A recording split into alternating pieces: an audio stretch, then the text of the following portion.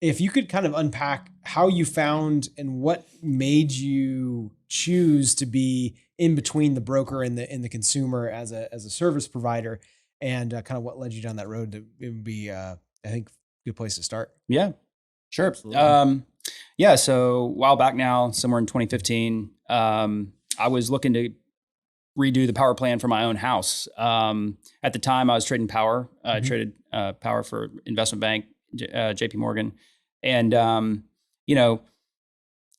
I realized at one point that I had spent 3 hours like pulling my historical usage, like analyzing the plans that I could find on the internet. And then at the end of it all, I didn't really know if I found the best plan for me, if it was the cheapest, because I was looking for a deal.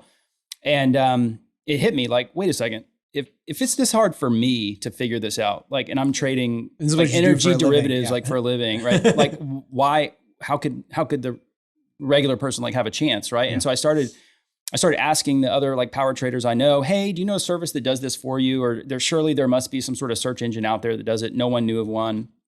And I was like, well, I'm going to make it, I'll make it and see what happens. And so took me a few months to put together a little search engine. And at the end of it, the cheapest plan for me was one that I would have never, ever seen. Yeah. I would have never come across. Right. And so, okay, there was significant value there for me. And I wasn't even a big user of power. And so I'm like, okay, if there's value here for me, then there's something to be had here. What scales? It's like, 20% savings is like 50. Is it like 10? Like what is, well, what was the final result versus where you started? So I would say 40% savings from what the average Texan pays, and then 20% savings after what I had already picked I thought was the best plan. That's amazing, right? Yeah. So another 20%. So if you're a person who lives in a large house in Texas, you use 20,000 kilowatt hours a year, that's that could be $40 a month that you're just like leaving on the table. Mm-hmm. And meanwhile, like if there's a service that does that for you, you don't have to mess with it. Yeah. And so